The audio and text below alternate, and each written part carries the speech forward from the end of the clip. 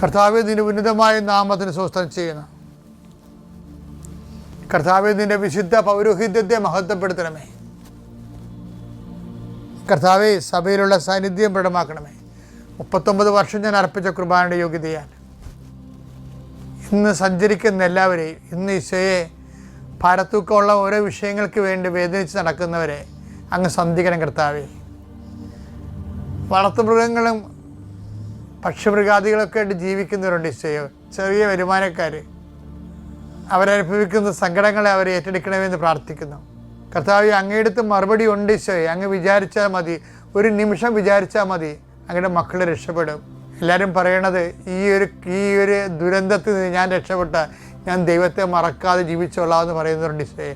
അത് കേൾക്കണമേ എന്ന് പ്രാർത്ഥിക്കുന്നു. ഞങ്ങളുടെ കഴിവ് കൊണ്ടല്ല, അങ്ങയുടെ കൃപ കൊണ്ടാണ് കർത്താവേ. അങ്ങേക്ക് ആ കൃപയിൽ അവലംബം വെച്ചുകൊണ്ട് അങ്ങയുടെ മക്കൾക്ക് വേണ്ടി പ്രാർത്ഥിക്കുന്നു.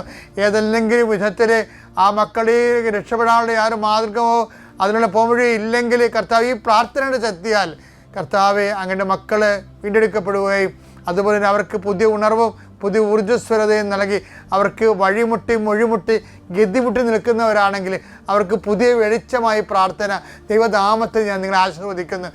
കൃപാസനത്താറെ ജീവനോടെ പ്രത്യക്ഷപ്പെട്ട പരിശുദ്ധ അമ്മ നിങ്ങളുടെ കുഞ്ഞുങ്ങളെ സന്ധിക്കട്ടെ, നിങ്ങളുടെ ജീവിത പങ്കാളെ സന്ധിക്കട്ടെ, നിങ്ങളുടെ രോഗികളെ സുഖപ്പെടുത്തട്ടെ. നിങ്ങൾ പോകുന്ന വഴികളിൽ ഞാൻ നിനക്ക് മുമ്പേ എൻ്റെ ദൂതനയക്കുന്ന ചെയ്ത കർത്താവിൻ്റെ ദൂത് നിനക്ക് മുമ്പ് പോവുകയും നിൻ്റെ ജീവിതത്തിൻ്റെ ലക്ഷ്യങ്ങളെ ക്രമീകരിക്കുകയും ചെയ്യട്ടെ. ഇന്നും നിന്നെ ഈശോ അനുഗ്രഹിക്കട്ടെ. നിത്യം പിതാപുത്രനും പരിശുദ്ധാത്മാവും സർവ്വീശ്വരെ നയിക്കുവാമേ. എൻ്റെ പ്രിയപ്പെട്ടവരെ, സുവിശേഷം നമുക്ക് നൽകുന്ന ഒരു നിരീക്ഷണമുണ്ട്. കാര്യം നമുക്ക് ചുറ്റും ഇപ്പോൾ ഒത്തിരി കാര്യങ്ങൾ നടക്കുന്നുണ്ട്. ചിലർ ഇപ്പോൾ ഓണത്തിന് തന്നെ എന്തുമാത്രം ലഹരി പദാർത്ഥങ്ങൾ ചിലവായി പോവുകയും അതുപോലെ തന്നെ നാടോടുമ്പോൾ നടുവേ ഓടണമെന്ന് പറഞ്ഞുകൊണ്ട് സ്ത്രീകളുമൊക്കെ മദ്യപിക്കാൻ തുടങ്ങി ചിലയിടത്തൊക്കെ. ഒക്കെ കണ്ട് കുഞ്ഞുങ്ങളും കാണുന്നുണ്ട്. നാളെ മധ്യ കേരളം എന്ന് പറയുന്നത് മധ്യ കേരളമൊക്കെ ചെയ്യുക. അപ്പോൾ എന്താ സംഭവം എന്ന് വെച്ച് കഴിഞ്ഞാൽ, ഒരിക്കൽ കൃപ നഷ്ടപ്പെട്ടു പോയി കഴിഞ്ഞാൽ അവരെ തിരിച്ചു കൊണ്ടുവരാൻ വലിയ പാടായിരിക്കും. ഇവരെ 6-ാം അധ്യായം 4-ാം വാക്യം വായിച്ചേ. ഒരിക്കൽ പ്രകാശം ലഭിക്കുകയും സ്വർഗീയ സമ്മാനം ആസ്വദിച്ചറിയുകയും പരിശുദ്ധാത്മാവിൽ പങ്കുകാരാവുകയും ദൈവവചനത്തിന്റെ നന്മയും വരാനിരിക്കുന്ന യുഗത്തിന്റെ ശക്തിയും രുചിച്ചറിയുകയും ചെയ്തവർ വീണു പോവുകയാണെങ്കിൽ അവരെ അനുതാപത്തിലേക്ക് പുനരാനയിക്കുക അസാധ്യമാണ്. കാലാകാലങ്ങളായിട്ട് അവർ സഭാവിരുദ്ധരായിട്ട് ജീവിച്ചിരിക്കുന്നവരും അതാണ് കുളിച്ച പന്നി ചെളിയിൽ കിടന്നുരുളെന്ന് പറഞ്ഞത്. 2:22 എടുത്തേ. നായ് ഛർദിച്ചത് തന്നെ വീണ്ടും ഭക്ഷിക്കുന്നു. കുളിച്ച പന്നി ചെളിക്കുണ്ടിൽ വീണ്ടും ഉരുളുന്നു എന്ന പഴമൊഴി അവരെ സംബന്ധിച്ച് ശരിയാണ്. അപ്പോൾ ഒരു വീട്ടില് പുതാശ ഇല്ലാതെ ജീവിക്കുന്നവരുണ്ടാകാം. അപ്പോൾ അത് പിന്നീട് വരുന്ന ആ ചേട്ടത്തി അനിയത്തിയും ഒക്കെ ആ രീതിയിലായി പോകും. കുളിച്ച പന്നി ചെളി കിടന്ന് വീണ്ടും ഉരുളുന്നെന്ന് പറഞ്ഞില്ലേ. അപ്പോൾ അത് കേമത്വമല്ല ശരിക്കും പറഞ്ഞാൽ, അതിൻ്റെ കൃപ നഷ്ടപ്പെട്ടു പോയതാണ്. അപ്പം അതാണ് വചനം പറയണത്. അതിൻ്റെ അകത്ത് ചില ആൾക്കാർ നിൽക്കുന്നു എന്ന് കരുതുന്നവൻ എന്ത് ചെയ്യണം? ഇത് കണ്ട് വീണു പോകരുതെന്ന്. 1 കൊരിന്ത്യർ 10:12. ആകയാൽ നിൽക്കുന്നു എന്ന് വിചാരിക്കുന്നവൻ വീഴാതെ സൂക്ഷിച്ചു കൊള്ളട്ടെ. അപ്പം വീഴാനുള്ള സാധ്യതയൊക്കെ ഉള്ളതാണ്. കാര്യം നമ്മൾ തെന്നുന്ന സ്ഥലത്തല്ലേ നിൽക്കണത്. സമൂഹം മൊത്തം നോക്കുമ്പോൾ തെന്നുന്ന സ്ഥലത്താണ് നിൽക്കണത്. ഇപ്പം സങ്കീർത്തനം 73:18 എടുത്തേ. അങ്ങ് അവരെ തെന്നുന്ന സ്ഥലത്ത് നിർത്തിയിരിക്കുന്നു. അവർ നാശത്തിലേക്ക് വഴുതി വീഴുവാൻ അങ്ങ് ഇടയാക്കിയിരിക്കുന്നു. വീണത് നിങ്ങൾ ഓർക്കണത് അവരുടെ കേമത്വം കൊണ്ട് വീണതല്ല, ദൈവം തള്ളിയിട്ടതാണെന്ന്. പിടിയിടിയാ ഓരോ അണ്ണന്മാർ വീഴുന്നില്ലേ? വീടിന് മോന്തയും മുന്നിയൊക്കെ പോണില്ലേ? ഇല്ലേ? പല അബോർഷൻസും പല പ്രീമാരിറ്റൽ സെക്സും പല കലാപരിപാടിയായിട്ട് മുന്നോട്ട് പോകുമ്പോൾ ഇത് കേമത്വമാണെന്ന് വിചാരിക്കണം. കേമത്വമല്ല. ഇങ്ങനെയുള്ള അവതാരങ്ങളെയും കൊണ്ട് മുന്നോട്ട് പോകാൻ പറ്റാത്തത് കൊണ്ട് ദൈവം തന്നെ തള്ളിയിട്ടിരിക്കുന്നതാണെന്ന്. എന്താ കാര്യം? പല ആൾക്കാരും തിന്മകൾ ചെയ്യുമ്പോൾ ഇവർക്ക് പിടിച്ചു നിൽക്കാൻ പറ്റണില്ല. അതുകൊണ്ടാണ് തെന്നുന്ന സ്ഥലത്ത് നിർത്തിയിരിക്കണമെന്നാണ് നമ്മളെ. അപ്പോൾ ദൈവം ഇങ്ങനെ ചില ആൾക്കാരെ തള്ളിക്കളയുന്ന കാര്യം ഉറപ്പായത് കൊണ്ടാണ് ദാവീദ് പ്രാർത്ഥിക്കുന്നത്, എന്നെന്താണ് അങ്ങനെ സന്നിധിയിൽ നിന്ന് എന്നെ തള്ളിക്കളയരുത് എന്ന്. സങ്കീർത്തനം 51:11 അങ്ങയുടെ സന്നിധിയിൽ നിന്ന് എന്നെ തള്ളിക്കളയരുത്, അങ്ങയുടെ പരിശുദ്ധാത്മാവിനെ എന്നിൽ നിന്ന് എടുത്തു കളയരുത്, തിരികെ എടുക്കരുത്. അപ്പോൾ ഈ രണ്ട് കാര്യം ദൈവം ചെയ്യണ കാര്യങ്ങളാണ്. ഒന്ന്, പുകഞ്ഞ കൊള്ളി പുറത്ത് തള്ളിയവണ്ണം തള്ളിക്കളയും. രണ്ടാമത്തെ എന്താണ്? കൊടുത്ത ആത്മാവിനെ തിരിച്ചെടുക്കും. കടുത്താണ് അവർക്കത് കിട്ടിയിട്ട് കാര്യമില്ലാത്ത കൊണ്ടാണ്.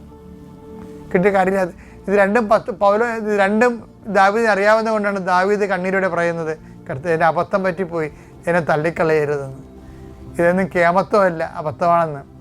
കേമത്വമല്ല, അബദ്ധമാണെന്നാണ് പറയണത്. ഉറിയാനെ കൊന്നത് കേമത്വമല്ല, അത് അബദ്ധമായിപ്പോയി.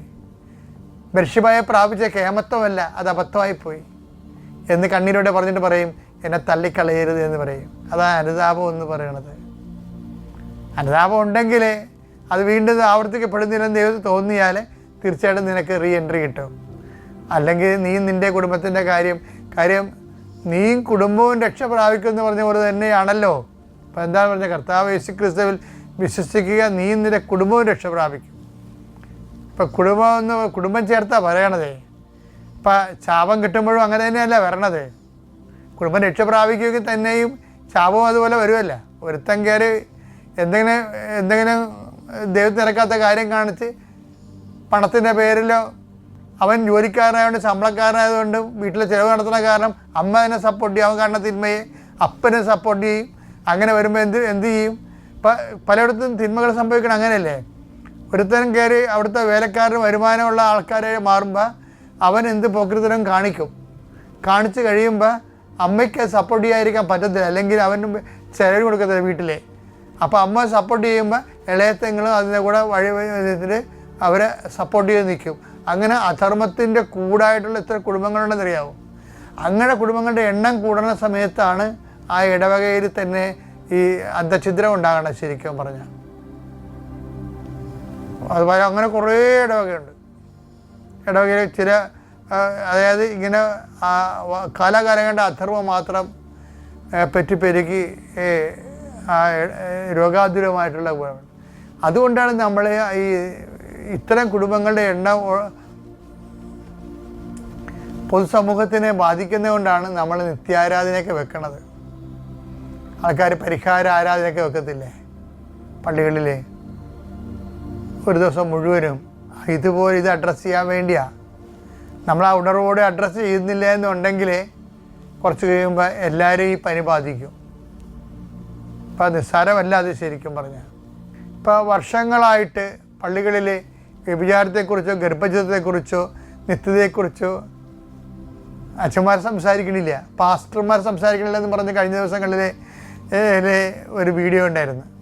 അത് അപ്പോൾ എന്താ വെച്ച് കഴിഞ്ഞാൽ ഇതിനെയൊക്കെ സംസാരിച്ചാൽ ജനങ്ങളെ എങ്ങനെ പോകുന്നു അതിൻ്റെ കൂടെ അങ്ങോട്ട് പോയിട്ട് അവരെ തിന്മയുടെ ഒത്തുതീർപ്പെടുകയും അപ്പോഴെന്ത് ചെയ്യും? അപ്പോൾ സമൂഹം മുഴുവനായിട്ടും നശിക്കും. അങ്ങനെയുള്ള ഒരു സഭയെ ദൈവത്തിന് ആവശ്യമില്ലാത്തത് കൊണ്ടാണ് പലപ്പോഴും പള്ളികളൊക്കെ വിൽക്കട്ടെന്ന് ദൈവം കരുതണത്. യൂറോപ്പിലൊക്കെ പല പള്ളികളിലും വിറ്റെന്നൊക്കെ പറയുന്നത് അതാണ് സംഭവം. അതുകൊണ്ടായിട്ട് വലിയ പ്രത്യേകിച്ച് കാര്യമൊന്നും ഇല്ലാതെ കൊണ്ടാണ്.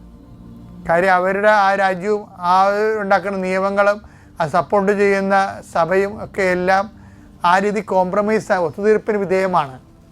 അപ്പം എൻ്റെ വിഷയം എന്ന് പറയണത് ഇങ്ങനെ കുറേയുള്ള കാര്യങ്ങൾ ഇതിനൊന്നും ഒത്തുതീർപ്പില്ലാത്തതാണ്.